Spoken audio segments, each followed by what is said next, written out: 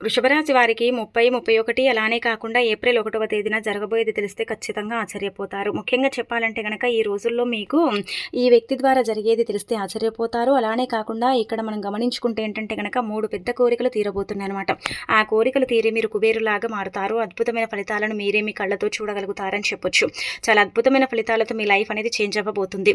మీకు ఏంటంటేనండి ఒక రకంగా చెప్పాలంటే కొంతమంది శత్రువులు మీ చుట్టుపక్కనే ఉన్నారు. వాళ్ళతో మీరు కొంచెం జాగ్రత్తగా ఉండకపోతే భారీ మూల్యం చెల్లించాల్సిందే అని చెప్పొచ్చండి.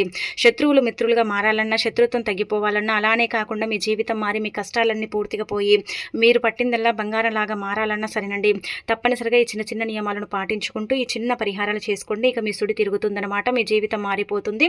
మీకంతా కూడా మంచి జరుగుతుందని చెప్పొచ్చు. అయితే ఈ యొక్క పరిహారం ద్వారా కూడా మీకేంటంటే ఖచ్చితంగా కష్టాలు తీరే అవకాశం అయితే ఉంటుంది.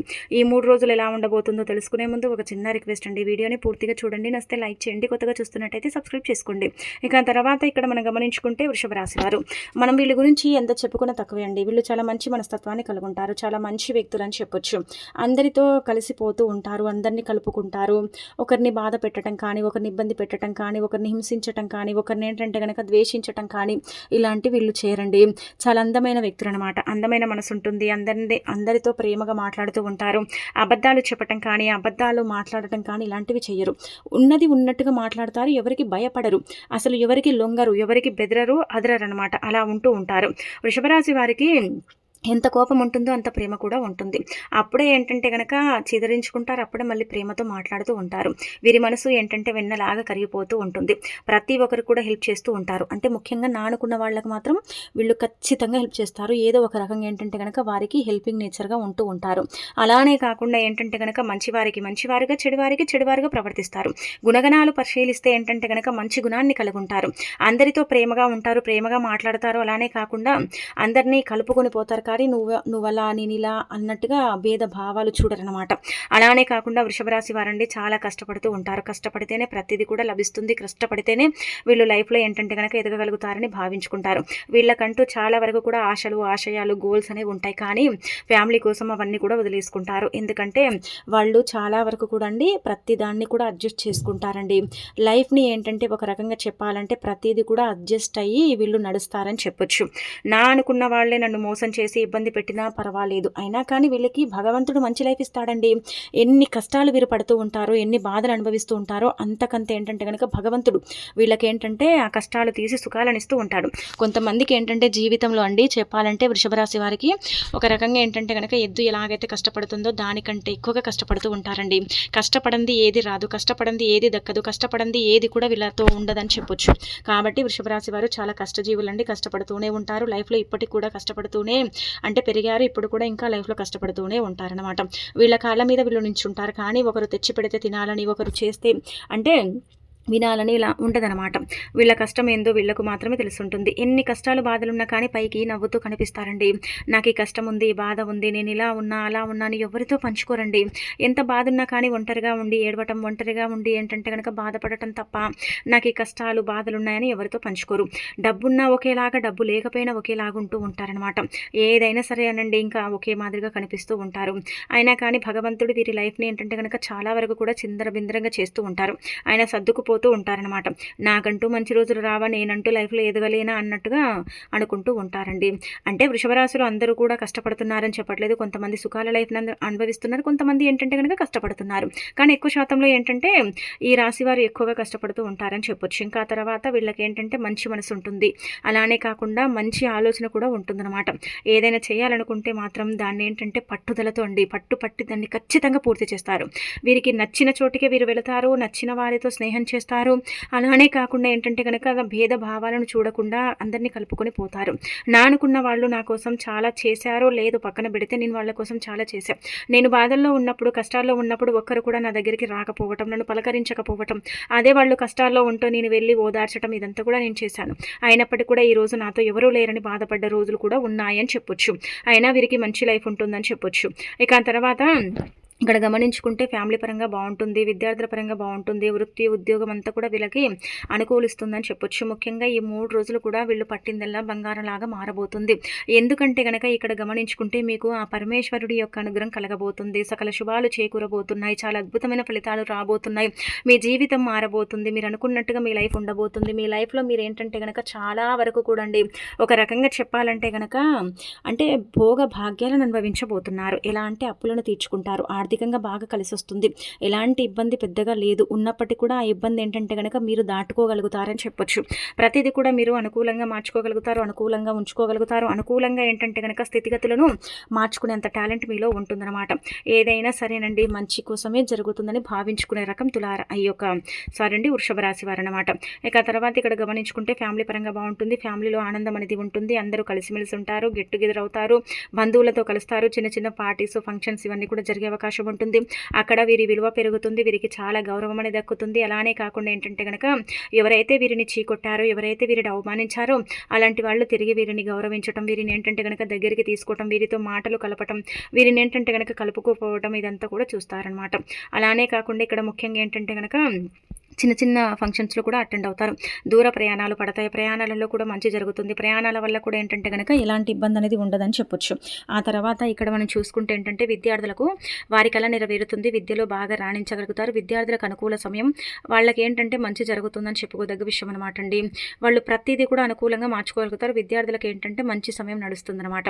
ఆ తర్వాత వృత్తి ఉద్యోగం చేసే వారికి కూడా మంచి లాభాలు వస్తాయి, ఎలాంటి ఇబ్బందులు ఆటంకాలు అడ్డంకులు లేకుండా లైఫ్లో వాళ్ళు కూడా ముందుకు వెళ్ళే అవకాశం ఉంటుందన్నమాట. ఇంకా అలానే కాకుండా వృత్తిపరంగా కూడా బాగుంటుంది, పనిచేసే దగ్గర బాస్ నుంచి మంచి ప్రశంసలు అందుకుంటారు, పనిచేసే దగ్గర మంచి గుర్తింపు ఉంటుంది, ఆదరాభిమానం ఉంటుంది, అందరితో ఫ్రెండ్లీగా ఉంటారు, కాబట్టి వీళ్ళనందరూ కూడా ఇష్టపడుతూ ఉంటారని చెప్పొచ్చు.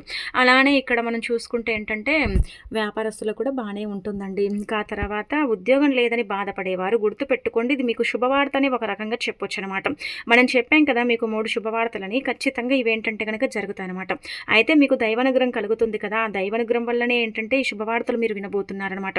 ఆ దైవానుగ్రహం వల్లనే మీరు ఏంటంటే కనుక ఈ శుభవార్తలు మీ దాకా అందాయి అని చెప్పొచ్చు. అయితే పరమశివుడి అనుగ్రహం కలుగుతుంది, శివయ్య అనుగ్రహం కలుగుతుంది, కాబట్టి మీకేంటంటే ఎలాంటి ఇబ్బంది ఉండదండి, బాధ ఉండదండి. మీ లైఫ్లో మీరు ముందుకు వెళ్ళటమే కానీ అంటే మళ్ళీ వెనక్కి రావటం అనేది జరగదనమాట. ఇక్కడ ఒకటి గుర్తుపెట్టుకోండి, మీకు ఏంటంటే శివుడి అనుగ్రహం కలుగుతుంది కదా, రేపు సోమవారం బాగానే ఉంది కదా, ఉదయం కానీ సాయంత్రం కానీ ఏం చేయండి అంటే ఇంట్లో కానీ లేదంటే గుడి దగ్గర కానీ మీరు దీపారాధన చేయండి. అంటే గుడి దగ్గర చేస్తే గజస్తంభం దగ్గర చేయండి, లేదంటే శివాలయం ప్రాంగణంలో ఎక్కడైనా సరే దీపం పెట్టొచ్చు. లేదు మేము శివాలయానికి వెళ్ళలేము చేసుకోలేమంటే ఇంట్లోనైనా సరే తప్పకుండా ఈ విధంగా చేయండి. అయితే ఉదయాన్నే లేవండి, శుచిగా స్నాన కార్యక్రమాలు చేసుకోండి, అలానే కాకుండా ఉతికిన వస్త్రాలు ధరించండి. ఆ తర్వాత ఏంటంటే కనుక స్నానం చేసిన తర్వాత ఇంట్లో దీపారాధన చేయండి, శివపార్వతుల పటాన్ని క్లీన్ చేసుకొని పుష్పాలతో అలంకరించి ఆ తర్వాత దీపారాధన చేసి ఒక లవంగాన్ని తీసుకొని అందులో వేయండి. లవంగం ఏం చేస్తుందో తెలుసా, కష్టాన్ని బాధని దూరం చేస్తుందన్నమాట. లవంగం ఏంటంటే కనుక కష్టాలను బాధల్ని మన దగ్గరికి రానివ్వకుండా చేసే అంత శక్తి లవంగానికి ఉంటుంది. అందుకే లవంగాన్ని ఏంటంటే దీపంలో వేసి వెలిగిస్తే సరిపోతుంది, మీ కష్టాలు అనేవి ఏంటంటే పటాపంచలు అయిపోతాయి. ఆ తర్వాత పరమశివుడి పటం ముందు 2 యాలకులు పెట్టండి. యాలకులు ఎందుకు పెట్టాలని మీకు సందేహం రావచ్చు. అయితే యాలకులు ధనాన్ని ఆకర్షిస్తే, రుణబాధను తీసేస్తాయి, అద్భుతమైన ఫలితాలను తెచ్చి పెడతాయి, 4 వైపుల నుంచి కూడా సంపాదన వస్తుంది కదా మనకు. అంటే 4 దిక్కుల నుంచి కూడా డబ్బు అనేది ఆకర్షిస్తుంది, అది ఏదో ఒక రూపంలో. ఒక దారి మూసుకుపోతే ఇంకొక దారి ఏంటంటే కనుక మనకు తెచ్చుకునే ఉంటుంది. మనం ఏంటంటే ఆ దారిలోనే ధనాన్ని అందుకుంటూ ఉంటాము, మనం కష్టపడతాం, కానీ భగవంతుడి అనుగ్రహం అనేది ఆ యొక్క దారుల్లోనే మన దగ్గరికి డబ్బుని చేరుస్తుంది అనమాట. 4 వైపుల నుంచి డబ్బు రావాలన్నా, మంచి ఫలితాలను పొందాలన్నా మీకేంటంటే ఈ పరిహారం అనుకూలిస్తుంది. వృషభరాశి వారికి మాత్రం 2 యాలకులు తీసుకోండి, చిల్లు కానీ చినికి కానీ ఉండకూడదు, చక్కగా ఉండాలి. వాటిని తీసుకొని ఏంటంటే మీరు పూజ చేసేటప్పుడు శివుని పటం ముందు పెట్టి పూజ చేసుకొని ఆ తర్వాత వాటిని తీసుకొని పర్సులో పెట్టుకోండి. ఇవి ఏంటంటే ఒక నెల రోజులు ఉంచుకోవచ్చు, నెల తర్వాత తీసేసి వీటిని పడేస్తే సరిపోతుందన్నమాట. ఇంకా తర్వాత మళ్ళీ కొత్తగా ఒక రోజు చూసుకొని పెట్టేసుకోండి, సరిపోతుంది. అలా కూడా మీకు ఫలితం అనేది వస్తుంది, అలా కూడా మీరు ఫలితాన్ని అయితే పొందగలుగుతారని చెప్పొచ్చు. యాలకులే కదా అనుకోకండి, ఆ యాలకుల వల్లనే ధనం వస్తుంది. యాలకులు లక్ష్మీదేవికి ఇష్టము, అమ్మవారి రూపంగా యాలకులను భావిస్తారనమాట. అందుకే ఆ యాలకుల్లో కూడా ధనం ఉంటుందని భావిస్తారు. చాలామంది కూడా యాలకుల్ని పెట్టి పూజించి ఇలా పర్సుల్లో పెట్టుకుంటారు. మరి మీరు కూడా పెట్టుకోవడం వల్ల మంచి జరుగుతుంది. స్త్రీలు పురుషులు ఎవరైనా సరే పెట్టుకోవచ్చు. అలానే ఇంకా ఈ విధంగా ఇంట్లో పూజ ముగించుకోండి. దగ్గరలో గోశాల ఉన్నా, లేదంటే గనక ఆవుల దగ్గరికైనా సరే వెళ్ళి, అక్కడ ఏంటంటే గనక ఆవులకు పచ్చగడ్డి కానీ, తోటకూర కానీ, లేకపోతే ఏంటంటే టమాటాలు కానీ, వంకాయలను కానీ ఏవైతే అందుబాటులో ఉంటే అవి తినిపించేయండి సరిపోతుంది మీరు చేయగలిగితే. లేదు మనకైతే పల్లెల్లో ఆవులు వస్తూనే ఉంటాయి కదండీ ఉదయం పూట. అలా వచ్చినప్పుడు కానీ, లేదంటే సాయంత్రం పూట కూడా తిరుగుతూ ఉంటాయి. ఆవులు కనిపిస్తూ ఉంటాయి మన పల్లెల్లో ఎక్కువ. అక్కడ కూడా ఏంటంటే గనక ఆవుకి ఏదైనా సరే ఆహారం పెట్టేయండి సరిపోతుంది. పెట్టి నుదుటి భాగాన కుడి చేతితో తాకండి. అలా తాకితే ఒకవేళ ధనద్వారాలు తెచ్చుకొని లేవు, మూసుకుపోయి ఉంటే అవి తెచ్చుకునే అవకాశం ఉంటుంది. మంచి ఫలితాన్ని కూడా మీరు చూసే అవకాశం ఉంటుంది. కాబట్టి ఈ విధంగా ఇంకా చేసుకోండి. ఇక అనంతరం ఇంకొకటి ఏంటంటే కనుక ఇలా చేసిన తర్వాత ఇలా పరమశివుడిని పూజించుకొని చిన్న చిన్న పరిహారాలు పాటించుకుంటే మంచి ఫలితాలు ఉంటాయి. అనంతరం వచ్చేసి మీకు 3 పెద్ద కోరికలు తీరబోతున్నాయని చెప్పాం కదా. ఆ 3 పెద్ద కోరికలు కూడా కోరికలు ఏంటంటే తప్పనిసరిగా తీరుతాయి అనమాట. మీరు కుబేరులాగా మారిపోతారని చెప్పొచ్చు. మొదటి కోరిక వచ్చేసి ఏంటంటే ఉద్యోగం లేని వారికి తప్పకుండా ఉద్యోగం వస్తుంది. ఇలా ఇక్కడ చూసుకుంటే పెద్ద ఉద్యోగమే వస్తుందని మనం చెప్పట్లేదు. చిన్నదా పెద్దదా ఏదో ఒకటి మీకు ఉద్యోగం కావాలి. అలా అని ఏంటంటే కనుక ఏది పడితే అదేం రాదండి. మీరు అంటే మీ యొక్క స్తోమతకు తగ్గట్టుగా మీకు ఉద్యోగం వచ్చే అవకాశం అయితే ఇక్కడ ఎక్కువగా కనిపిస్తుంది. కానీ గట్టిగా ప్రయత్నించండి. ఇంట్లో నుంచి బయటికి వెళ్ళేటప్పుడు ఆ పరమశివుడికి నమస్కారం చేసుకుని వెళ్ళండి. పరమశివుడి పటాన్ని తాకి వెళ్ళండి. ఓం నమః శివాయ అనుకుంటూ వెళ్ళండి. తప్పకుండా ఉద్యోగ ప్రాప్తి కలుగుతుంది. ఉద్యోగం లేని వారికి ఏంటంటే కనుక ఉద్యోగం వచ్చే అవకాశం అయితే ఉంటుందని మనం చెప్పొచ్చు. మీ రాశిని బట్టి అంటే గ్రహాల అనుకూలత ఉంది కాబట్టి మీకు ఉద్యోగ ప్రాప్తి అయితే కలుగుతుంది. చిన్నదా పెద్దదా అని కాదండి, ఖచ్చితంగా అయితే ఉద్యోగం వస్తుందన్నమాట. ఉద్యోగంలో మీరు ఏంటంటే కనుక చక్కగా రాణించగలుగుతారు. అక్కడ కూడా మీ ప్రతిభ ఏంటో చాటుకోగలుగుతారు. అక్కడ కూడా మంచి ప్రశంసలు అందుకునే అవకాశం అయితే ఉంటుందన్నమాట. ఆ తర్వాత రెండోది ఇక్కడ మనం గమనించుకుంటే సంతానం లేని వారికి సంతానం కలుగుతుంది. సంతానం లేని వారికి సంతానం కలుగుతుంది కాబట్టి హ్యాపీనెస్ అనేది ఎక్కువగా ఉంటుందండి. మూడోది వచ్చేసి ఏంటంటే కనుక ఒక రకంగా చెప్పాలంటే ఏదైనా ఒక మంచి వస్తువు కొంటారు.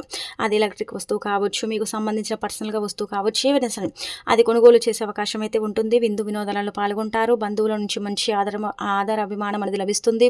బంధువుల్లో మీ యొక్క రేంజ్ అనేది కొంచెం పెరిగిపోతుంది. అంటే మిమ్మల్ని అందరూ చాలా వరకు కూడా అప్రిషియేట్ చేస్తూ ఉంటారు. మీ పనితీరు కావచ్చు, మీరు ఉండే విధానం కావచ్చు, మీరు చేసే పద్ధతి ఇదంతా కూడా అందరికీ నచ్చుతుందండి నిజం చెప్పాలంటే కనుక.